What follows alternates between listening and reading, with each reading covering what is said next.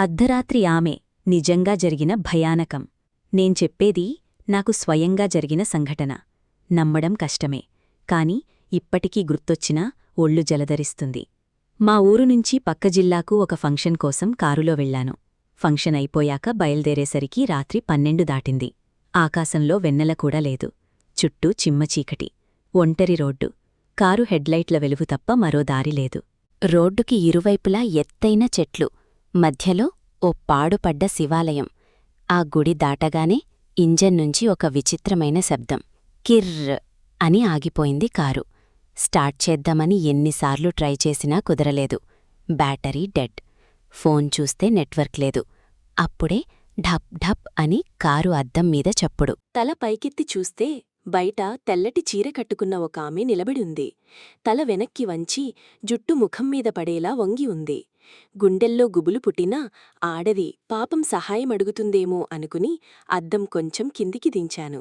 వెంటనే లోపలికి ఒక పచ్చి మట్టి తడి వాసన దూరింది.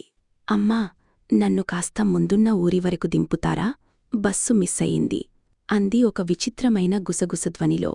గొంతు చెవిలో గాలి తాకినట్టుంది, కాని పెదాలు కదలడం సరిగా కనిపించలేదు. మనసు వద్దన్న ఒంటరి రోడ్డు, ఆడదాన్ని వదిలేయడం మానవత్వం కాదని తలుపు తీశాను.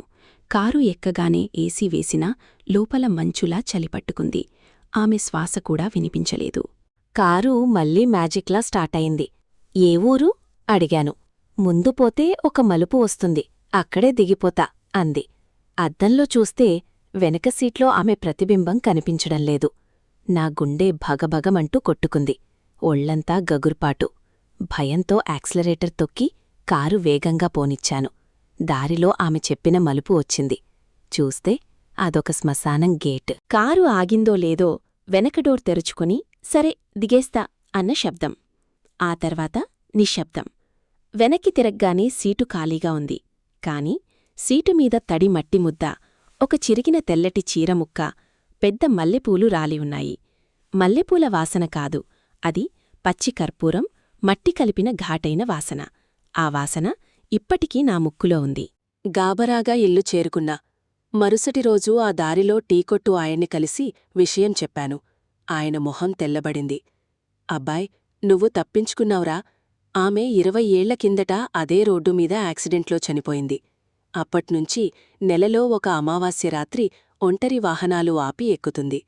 నీకు 3 రోజుల్లో ఏదైనా ప్రమాదం జరగకపోతే గట్టెక్కినట్టే అన్నాడు. ఆ కాల్ కట్ చేసి పరుగున బయటకొచ్చా. రోడ్డు చివర్న వెన్నెల కాంతిలో తెల్లటి ఆకారం నిలుచుని నా వైపు చేయి ఊపుతోంది. అప్పటికీ ఇప్పటికీ ఆ రాత్రి గడిచినట్టు లేదు.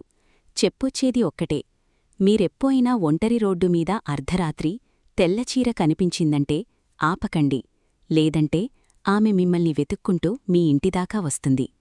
ఆ గుసగుస ఇప్పుడు కూడా రాత్రుళ్ళు